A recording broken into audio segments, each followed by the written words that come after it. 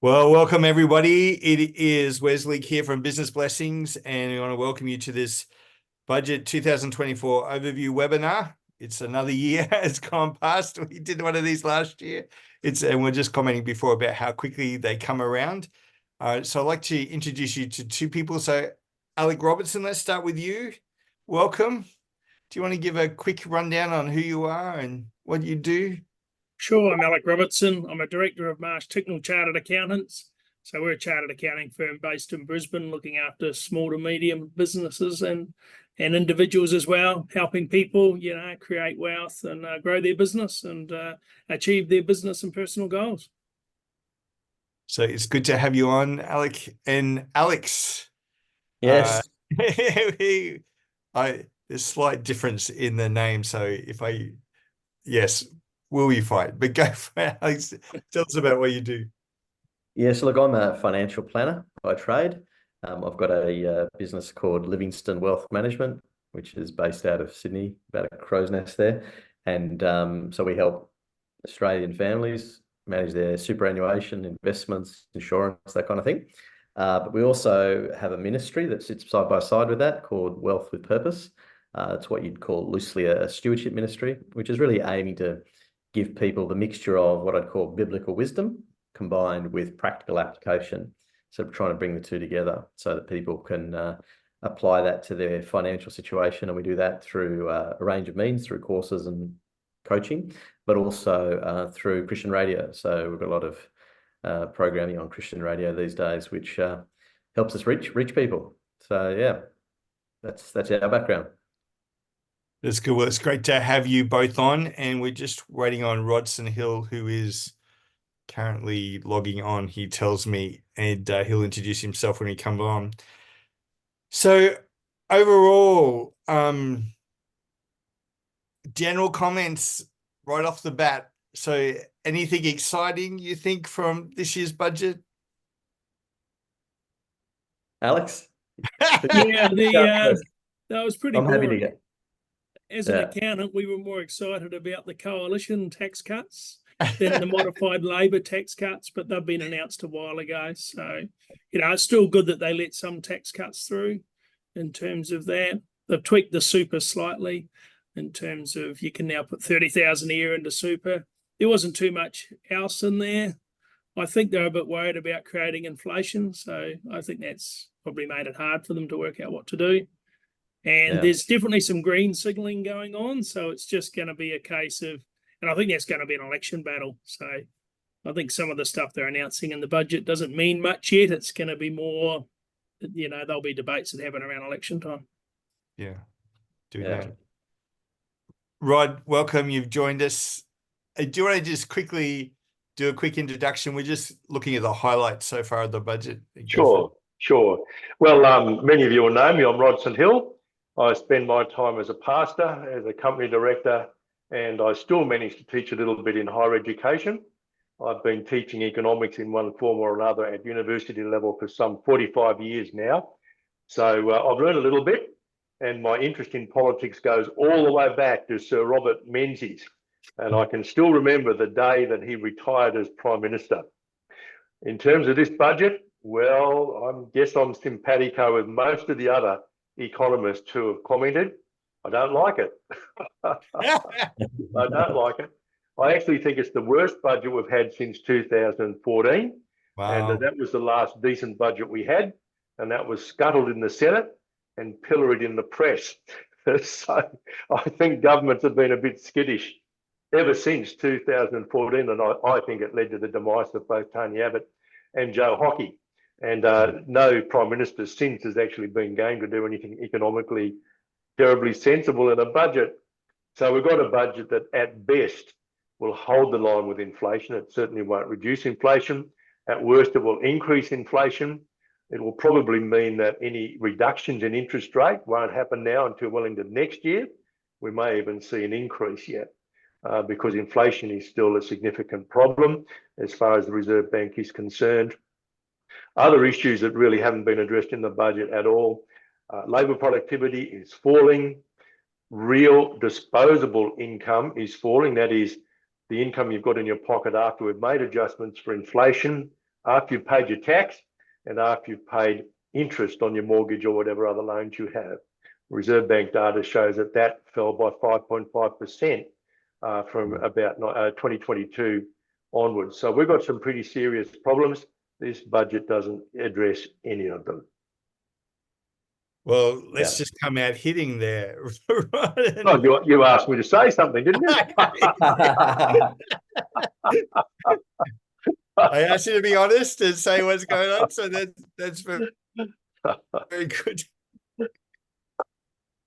Well, okay, let's break it down and start with the personal stuff. So obviously the main thing is the tax cuts, but we already knew about those coming through. Any comments about those generally? Look, they were a fairly smart thing to do because one of the primary motivations for it was to try to keep people out of this bracket creep thing. And to some extent that has succeeded. But look, people will be getting back into that bracket creep thing in about 3 or 4 years. So some forecasts suggest that the effect of those tax cuts will kind of be worn out after about 4 years.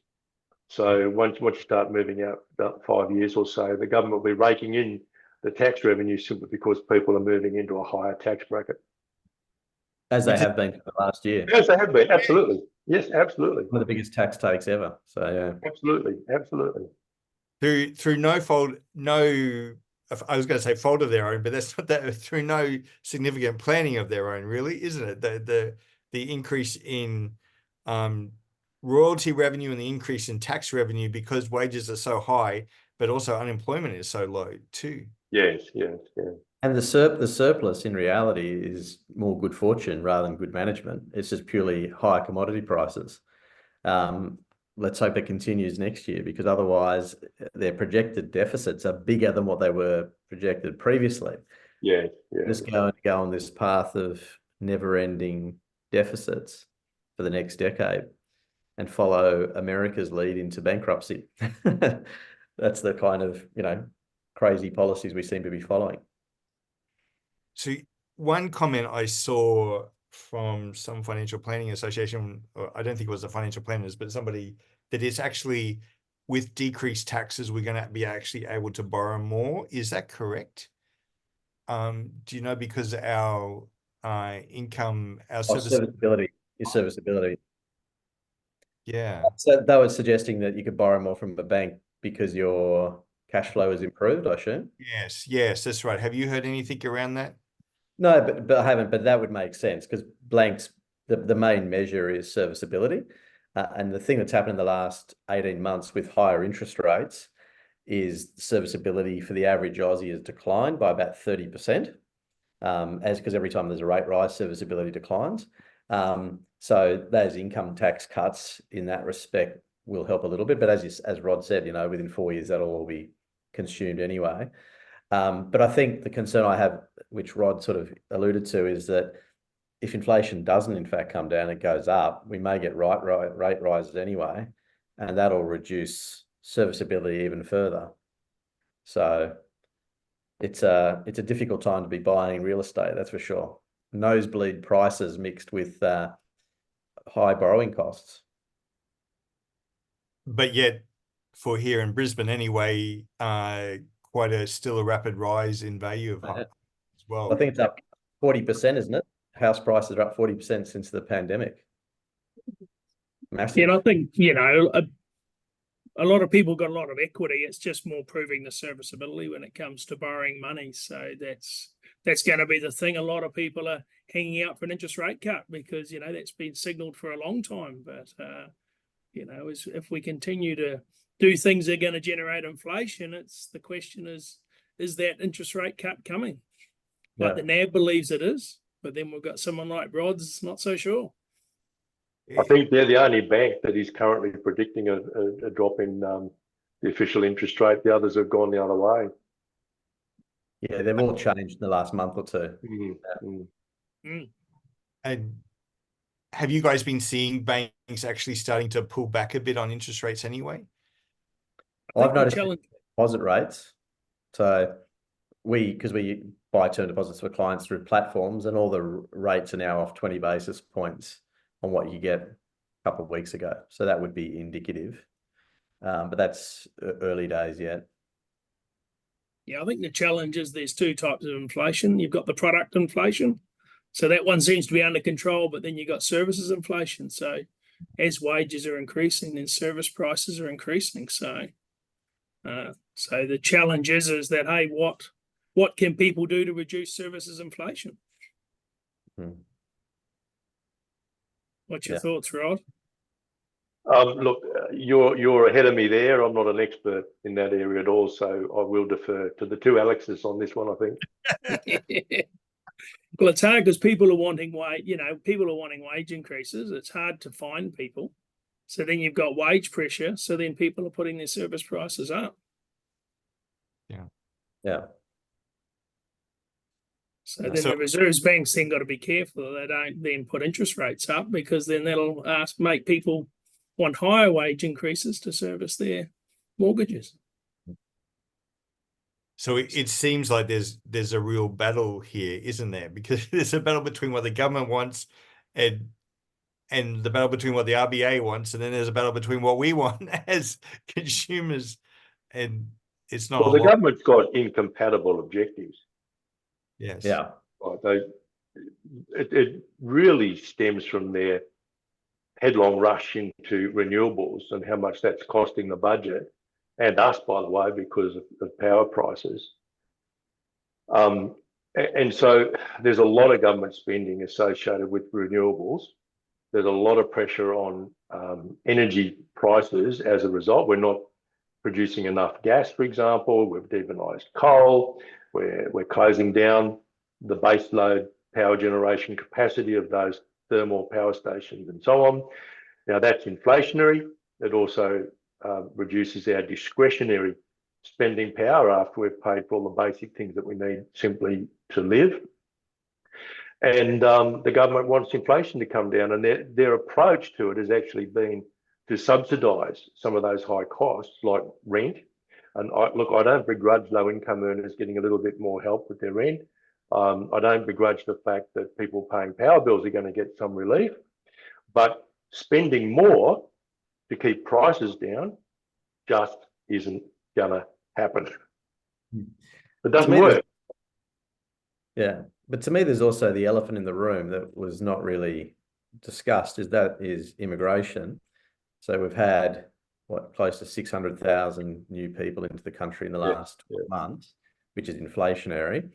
They're forecasting 395,000 in the budget, which is still way, way above long-term average.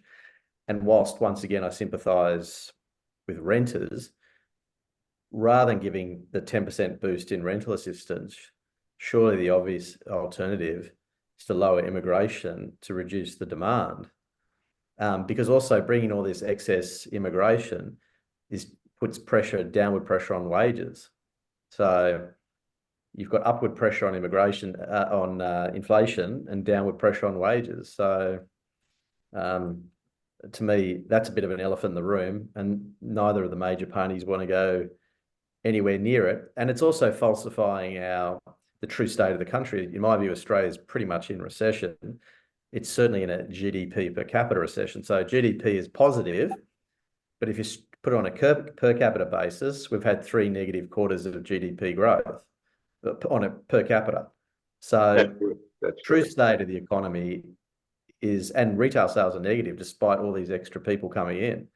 So the economy is much weaker than they're making out, and they're not, the policies they're implementing, they're going to make it worse. Because they're caught in some sectors of the economy, we need more people to do the job. But I'm also hearing of a number of people being made redundant at the moment as well. So it's almost like we've got a two-sector economy going on, which we've had for many, many years, haven't we? Some sectors of the economy are actually booming. Other sectors are cutting back. I even had a lawyer tell me recently that they've made a loss for the first time for the first quarter this year. And I thought, a lawyer making a loss, that's a real worry. You know, and whether, I know that could be just a once off, and I didn't actually get what area, you know, they were in, but it just alarmed me actually. Yes. Maybe And I they think the other thing with immigration's housing people as well. So, yeah. you know, where are all these people going to go? Oh, absolutely. Yeah, and it's interesting too that immigration really isn't a subject addressed in the budget. It's just a forecast. Yeah. So Yeah. who knows what the level of immigration will be? Well, So I think, sorry, Alex, you go. I was just going to say they've underestimated in the past. So Yes. I'm assuming it's going to come in higher than the 395 they're saying, and therefore potentially fuel the problem. Oh, yes. And look, it creates economic problems, but it also can create cultural problems. We just pretend they don't exist. And I think we've seen some evidence of the cultural issues that can arise when migrants congregate all in the same area, when they form enclaves. And that's something that we're not really taking any account of in terms of our policy. But I agree with that, but I'm also worried about the general standard of living. Like if you call an ambulance, I'm currently down in Melbourne, and the wait times now for these things is blowing out, and it's because there's too many people. So you've got to give time for infrastructure to catch up. Why would we want to lower the standard of living in what is an enormously blessed country historically? Why would we destroy our standard of living? It makes no sense. Yeah, it's a big. Come on, we're the most successful multicultural nation in the world, aren't we? So they tell me. That you talk to. Oh, dear. Again, I do want to come back. I'll come back to some of that too when we talk about universities. And Rod, I think it'll be interesting to hear your point on some of that stuff too. But the other things that we got a $300 electricity for personal people per bill. I think that is 325 for small businesses. New Medicare, the rental rates, what do they call it? The rental support is going up. Yeah. But I can hear landlords saying, well, that's good because I can increase our rent by 10% now and it won't affect them. Which they probably need to anyway, because their interest rates have gone up anyway. Although here in Queensland, we're limited to only increasing our rents once a year. And there's some stuff around medicines and things as well. They're saying the pensioners are going to be better off by 3,300. I saw one figure saying that. So we'll see how that pans out as well. If we move on to business, there doesn't seem to be too much for business, apart from we've still got the instant tax write-off of 20,000. That's just extended over though. That's nothing new there.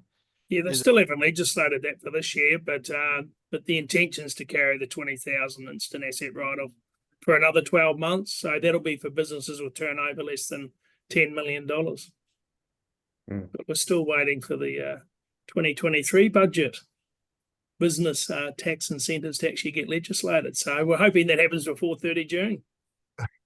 The clock's ticking. You're going to have a busy month in June. We're assuming that people can claim them, but it'd be good to see the legislation go through. Yeah.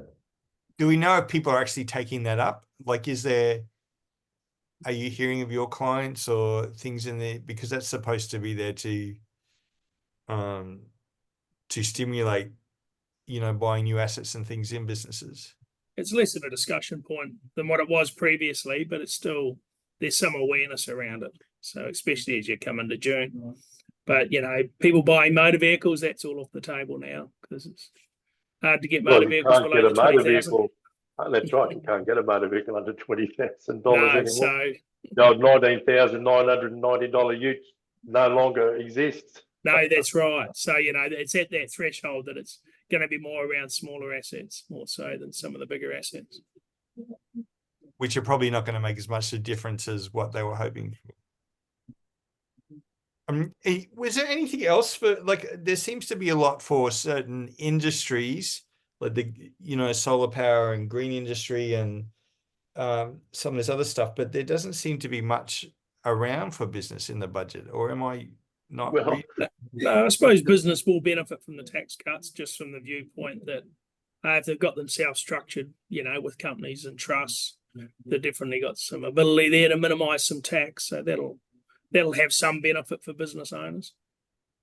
But there's an electricity one, 325 for businesses, so it's not much, but that will flow through to businesses as well. Yeah. You mentioned manufacturing and so on. You know, it's a pity in some ways that the treasurers can't be sued for false or misleading advertising, because they've got this big policy called future manufacturing in Australia, but it's all about the transition to renewables. So it's very narrowly based. It's very narrowly based, and I don't know any economist, including myself, who thinks governments are any good at picking winners. And really, I mean, the Hawke-Keating government finally sort of walked away from that approach in the early 1980s, and we're going back to the future. And it just doesn't fill me with any confidence at all. And they're talking about 2028 to 2041, so it's very blue sky. It's very. Oh, it is. It's a long way in the future. You're looking at two elections. May never spend it. That's right. That's right. It is. But it's not a policy that's directed at broad-based manufacturing in Australia at all. That will only happen if we have cheap electricity. And I'll make a bold prediction: we're not going to get cheap electricity if we focus on renewables, pumped hydro, and batteries. But they're not putting any money to that, are they? Oh well, there's stuff happening off the government's balance sheet. I mean, and they've allocated another 7 billion, I think, for Snowy 2. And there are a couple of other projects underway for pumped hydro. That's not the only pumped hydro, but my goodness me, it's a negative net energy creator because of the energy you use to pump the water up into a dam before it's released again. Look, so manufacturing has always depended upon cheap energy. We're not going to have cheap energy in Australia, so kiss goodbye to manufacturing. I suppose there's got to be a debate had around nuclear versus, gas, or nuclear versus other options. So I don't want to sound too macabre, but when people start dying in the winter, they might start waking up to themselves and realise that we've got to have thermal capacity through coal, gas, or nuclear. That has to be part of the mix. And I mean, I think what will happen is that as prices go up, there will be people, elderly people and so on, who try to economise on electricity, and they'll end up dying in cold snaps. And I think that might make a few people wake up. That was one of the things that amazed me on my trip to India over Christmas, was the number of nuclear power stations that they were building, and also the huge amount of solar farms have massive.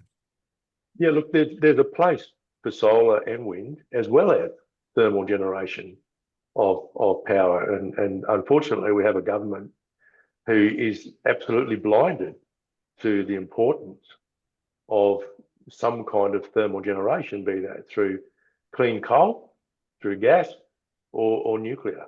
They don't want any of those.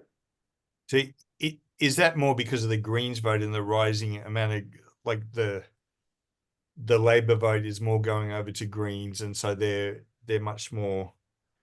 Oh, look, it could be, but you probably need someone with a degree in political science rather than economics to address that issue.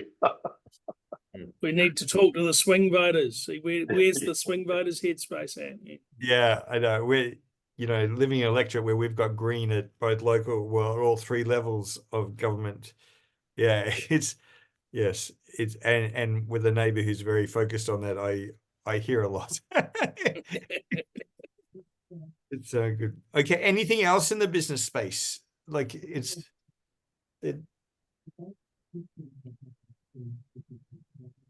Not that I saw. Not useful, no. Okay.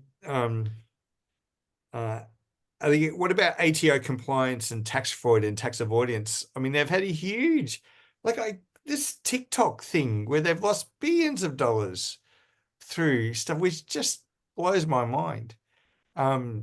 So they seem to be cracking down on that. Have you seen anything in tax compliance?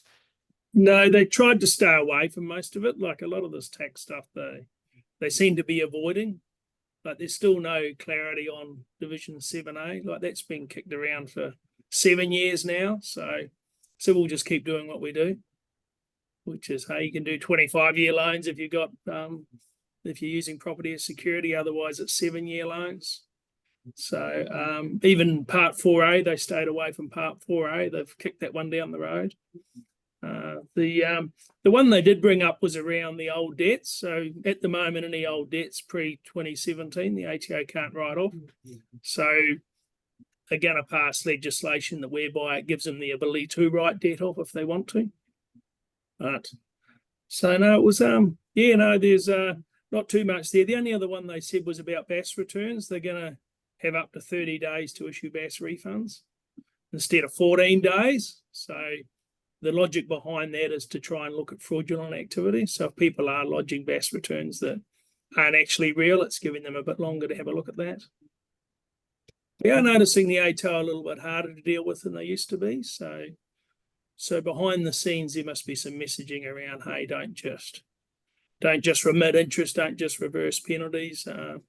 They're getting a bit more aggressive on collecting debt. So there seems to have been a change in psyche.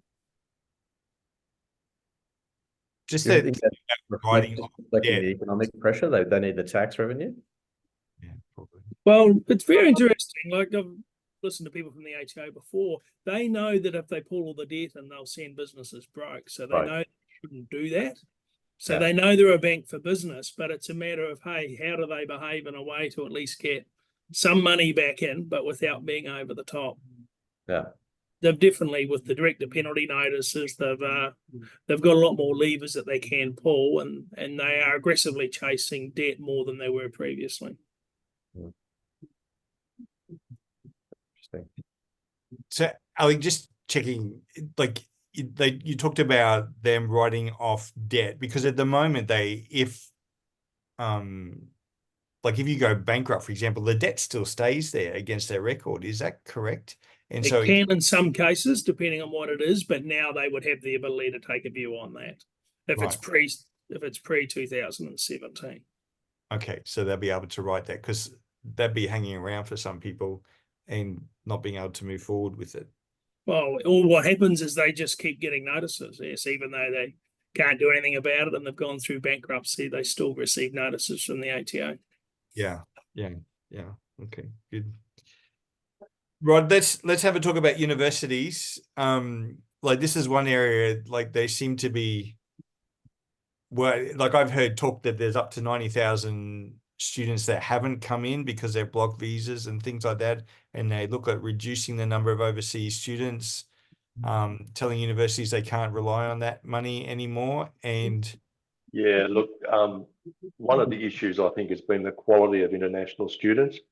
Shall we say it varies? And the government, to their credit, they have actually been clamping down.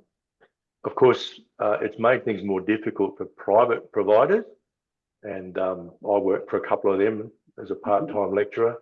It's made it a lot more difficult for them to recruit from certain areas of the world, and that's a bit of an issue. But I think on the whole, it's a good thing to do, because the reputation of the whole Australian higher education system is at stake, and it's one of our major export earners. So we do need to be quite careful that we preserve the reputation of higher education in Australia. the other thing, they seem to be linking, the universities have to provide their own accommodation. Yeah, that wasn't specifically a budget provision, but yes, they have been moving in that direction. Now, they did scrap I understand they have scrapped the idea of a levy on international students levied by the universities for the purpose of providing accommodation. I think that's now off the agenda. But I mean, I feel a bit sorry for the universities in a way, because the whole issue of appropriate funding of universities is really, this is another thing that's been another can that's been kicked down the road for decades. And So what happens is the problem just builds up and builds up and builds up. The universities themselves, I think, and understandably so, have used international students as a way of bolstering their revenue. So they are required by regulation to charge more for international students, charge international students more than domestic students, because under the government funding arrangements, there's funding in there for capital works, but that's only funding for capital works on behalf of domestic students. So there has to be a differential by regulation anyway. But I think the differentials go well beyond what is required by regulation. So the universities are in a fairly difficult position. However, I am convinced that there are too many students in universities overall. And I note that as part of the budget papers, the government has said their target is that by 2050, 80% of adults will hold university degrees. I don't think that's a good target. It's huge. Now, look, there could be a lot of change in the environment between now and then, of course, as we move into an age of AI and so on and so forth. But I think there are a lot of people at university who really shouldn't be at university. They're not happy at university. They're not going to get a good job when they leave university, and they're probably studying the wrong degree in any case. I think we would be better off saying the target should be more like 60%, and we should be increasing the proportion of our adult population who hold VET qualifications, in particular in the trades. And look, tradies can do really, really well in life. What they need to do is work hard and have someone like one of these Alexes giving them advice. Seriously. So they can build up a decent wealth portfolio and they get a head start on everybody else. And isn't this part of having a community model? Hey, for every 1,500 people, you need particular services in place. And well, we do that with schools and hospitals. Modelling be done around that? Absolutely, absolutely. So I think that universities won't like me saying this, but we've got too many universities and too many university students. So that's something else that needs to be addressed. It's a very complex issue. There's no doubt about it, Wes. Everything's complex. We live in a complex world. That's why you've got people like me. Yeah, that's right. That's to work it all out. And it's one of the reasons perhaps we're in where we are now, because we've had this learn or earn thing, and keeping, like, we haven't been sending enough people to do the trades, you know, and some of them are earning way more than Sure. So I mean, so they really have to look at the apprenticeship system. Look, I look at my 21-year-old son, his third-year apprentice, and what he has to live on is, it's not, the wage is not designed for that, because it was designed for, you know, a kid starting at 15 going out where they didn't have responsibilities of a partner or a car or any of that other stuff. But now we're keeping kids to 18 before they go do their apprenticeships. It means they're adults, they've got partners, some of them have got kids, they've got to run cars. The apprenticeship wage doesn't suit them. So there's a whole needing to fix that system. But there's just so many jobs out there. Like, people are just looking for good, honest people that are, you know, that are happy to go learn a trade and get in there. There's just so many positions available. So we don't need to be sending kids off to university. There's work available for them. That's right. That's right. But I must say the other good thing is that they're starting to pay for student placements for nurses and teachers and stuff. But I know that's not till next year. Because I mean, again, I know one of my daughters doing nursing and paramedics. She has to sign a stat dec to say she will not work during student placement. I mean, some of those are 2 months long. How can they not work during that time? How can they live? How can they, do that? So it's a real issue in doing that. Okay, let's take a step back. Any overall budget, like inflation, do we think it's going to, I know we kind of touched on this at the beginning. Do we think it's going to go down? Do we think it's going to go up?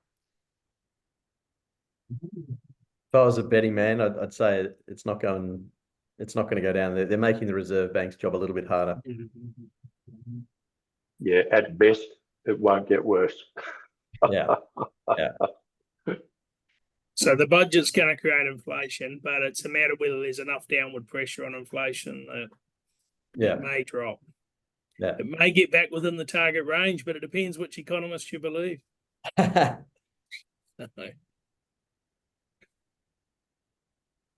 gonna be the tricky one. But we are I mean, I know our food bill's gone up. You know, the general running costs, and petrol has been over $2 for more often than not up here in Queensland. And I was talking to a marketing lady the other day who works with petrol stations for selling her particular product. She said that once petrol goes over $2, people don't buy anything else. Like, they cut back what they buy in the store, which is what petrol stations survive on. They don't survive on the petrol money. So they're seeing significant decrease in sales in petrol stores right across the nation, which is interesting because of that. Well, people have cut back on their discretionary spending. I know the NAB, they issued that they believe half the tax savings will be banked by people. It won't actually be spent. So there'll only be a portion of the tax savings that'll actually get spent. Because are we seeing savings rates go down again? I was looking at data only yesterday, as a matter of fact. The current household saving rate's about 3.2%,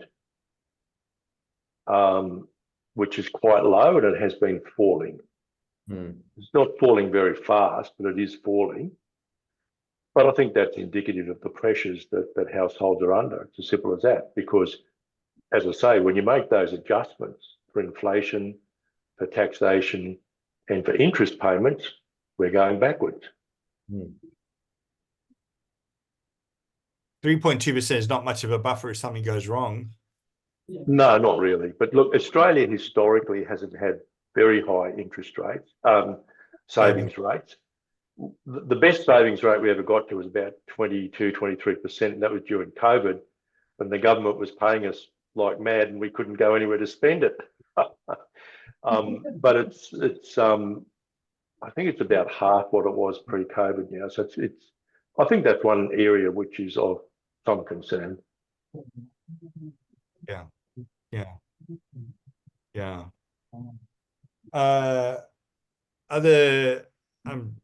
What about economic forecasts? Do you think other areas that we should look at, plan for, worry about?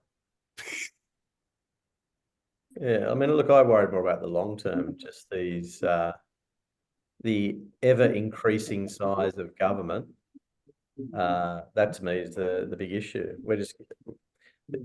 We're getting too much interventionism, and I don't think that leads to a prosperous society in the long run. I think we need to go the exact opposite direction, where you allow the free market and you allow people to make their own decisions.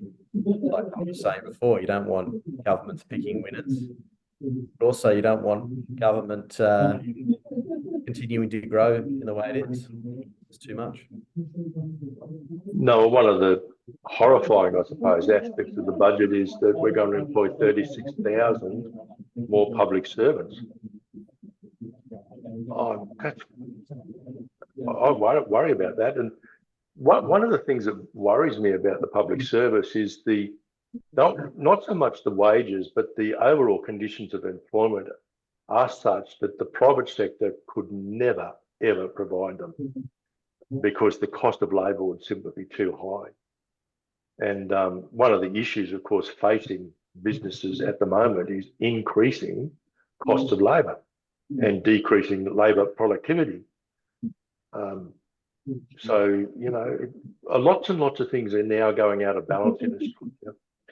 And we have an incipient recession, which, as I think Alex Cook rightly said, is masked by the very high levels of immigration that we have. Yeah. And I think the other thing is that people have been hanging out for an interest rate cut, but the interest rate cut isn't coming. So, it keeps getting pushed off. Yeah. Yeah, you look at people's mortgage repayments, you know, what they were paying 2 years ago to what they're paying now. Like, it's a huge It's a huge. It is, yeah. So unless it is. people have been able to increase their incomes to cover that, then then they're having to make cuts elsewhere. Funny enough, I also reckon, Alex, I wonder if that's driven a bit more of the recent property house increases, is people expecting those rate cuts to come through, so they're trying to get in before they come. But now there's a risk that they're not coming, and so it's slowing down. So interesting times. So we're going to see people needing to really tighten their budgets much more. Like, it's one thing to do it for a set period of time, thinking that if an interest rate is going to come, we've just got to get through this till that happens. But it may not happen now. And so people are going to have to start to make some structural adjustments to their own personal budgets. Equity Yes. rich, cash poor. So I think that's going to be Yes, something we're going to have to true. look at. What can they do? So I think we'll probably see overall consumption come down, and that, of course, will cause unemployment. Now, the government is forecasting a slight rise in unemployment, so they have acknowledged that to some extent.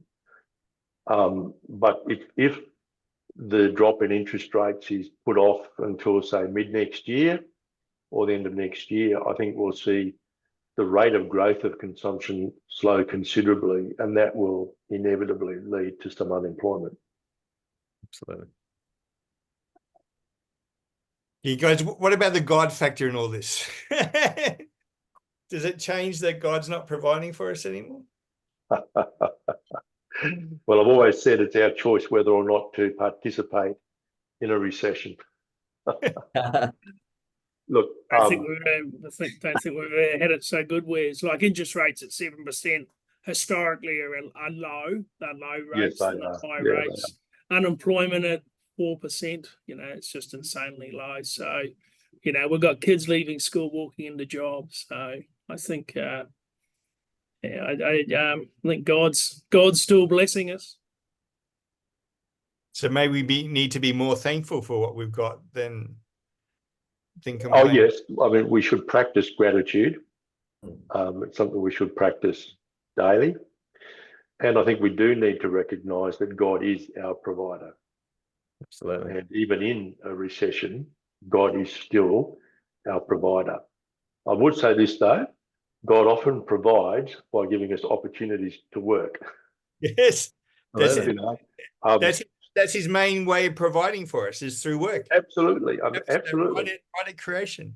There's plenty in Proverbs and other verses in the Bible that attest to that. So don't necessarily expect a miracle. You might get one. Look, your neighbour might leave $20,000 in your letterbox. It does happen, but it's not the normal way in which God operates, nor is it the normal way in which your neighbour operates. And I've certainly found in my life when I've had a need and prayed about it, and it required finance, that finance has almost always come in the form of some hard work. Yeah. I still work. I'm a senior, but I still work part-time. I do a lot of voluntary work as well, but I still find that God provides my financial needs through work, paid employment. And that's just the way God operates. And if you are in business, be really sensitive to the nudging of the Holy Spirit, because you succeed in business when you solve somebody else's problem. 100%. And the Holy Spirit might be nudging you to make some tweaks in your product, or to move into a different product, make some tweaks to your service offering or something like that. Because it's not so much that you're offering a product or a service. That's not the really important thing. The important thing is that you've identified a problem someone has, and you've got a solution for their problem, whatever it might be. Tummy rumbling because they're hungry, or a need for a new home, or whatever it is.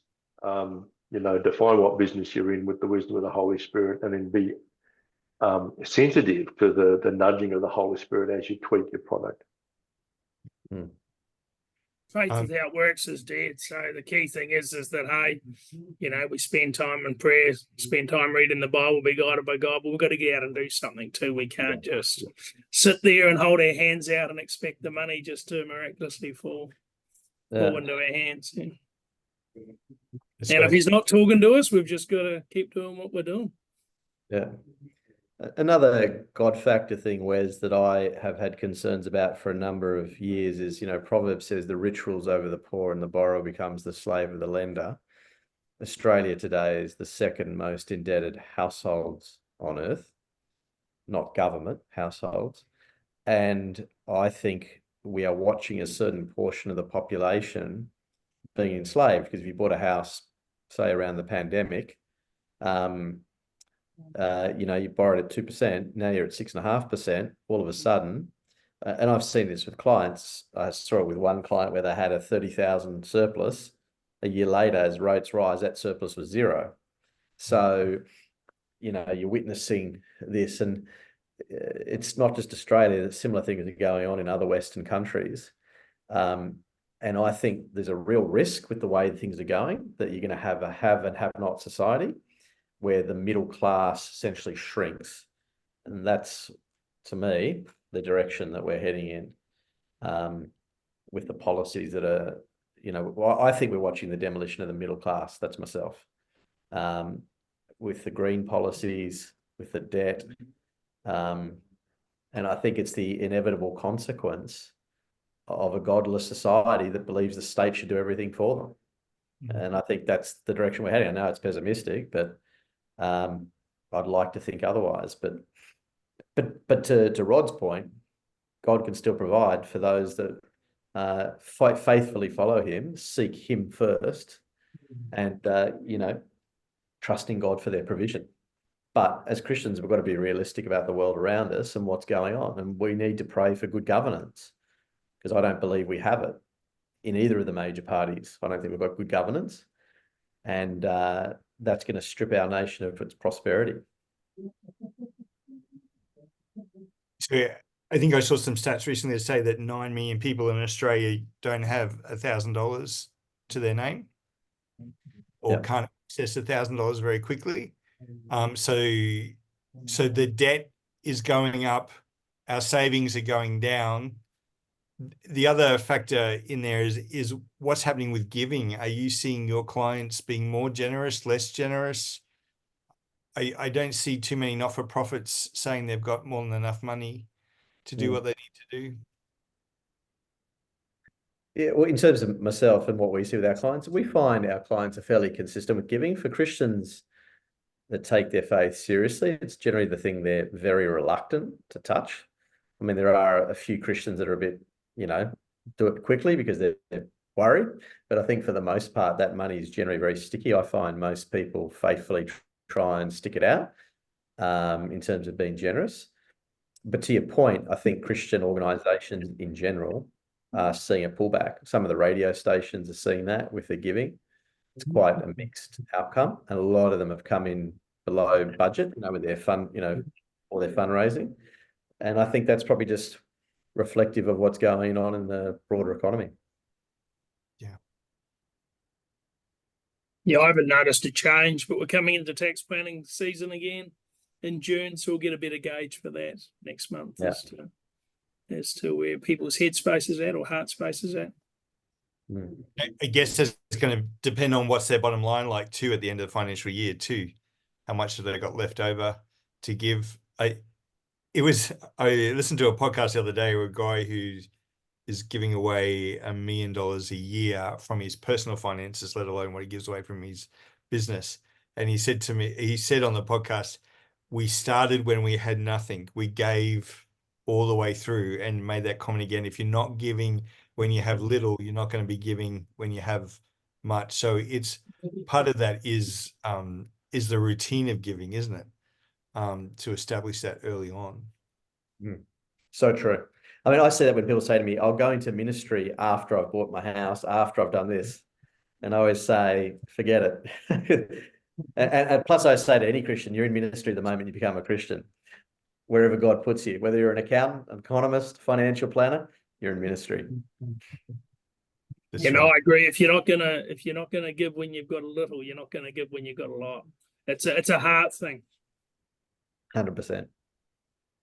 And I do think we are not aware of how much happens when we do give. It's not necessarily that you get the extra money comes in, but the stuff happens. you know, you don't have to pay as much, or a bill gets delayed or something, but the money tends to work out much more easier when you are giving. Well, you go to Malachi, like God says, Malachi verses 10 and 11. God says, test me in this. So, hey, anyone who's unsure about tithing, test him. Yes. Yeah. See what he does. Yep. That's right. If those are on, have got a question, if you want to put that in the Q&A thing, and we can answer that as well. But apart from that, we're almost out of time. So maybe summing up here, we seem to have a bit of a lackluster budget this year. Like I was thinking we're going to get an election budget and they're going to woo us in all sorts of things. Maybe he's not planning to go to an election prior to the next budget, which is actually pretty much due to. But I've heard a few commentators suggest that we will have an election before the end of the year. Yeah. So there are certainly some who think it's a pre-election budget. I didn't get that impression. I really didn't. I don't think it's necessarily a pre-election budget. And the reason is, I just don't think there's anything in there that's large enough to make people stop and think, wow, these guys are really serious about dealing with the cost of living crisis. There's just not enough in it. Yeah. But certainly some commentators are saying late November, early December, or before Easter next year. So there you go. So it sounds like it's going to come down to Queensland and WA for the federal election, and Queensland's going to election in October. So I think they may be waiting to see the outcome of that, to see how quickly they go. And like let's be realistic, $300 off your electricity bill. I mean, that's not even a weekly food bill for some people. No, and look, honestly, our bills are going to go up. So there will be an increase in price during the year, right? Yeah. So your $75 rebate isn't going to feel like a $75 rebate by about Q3 of the year in any case. Yeah, that's right. I guess for us in Queensland, we're getting $1,000 extra on top of that. So maybe we won't feel it as much, but we'll see. Okay, any other final comments before we finish up?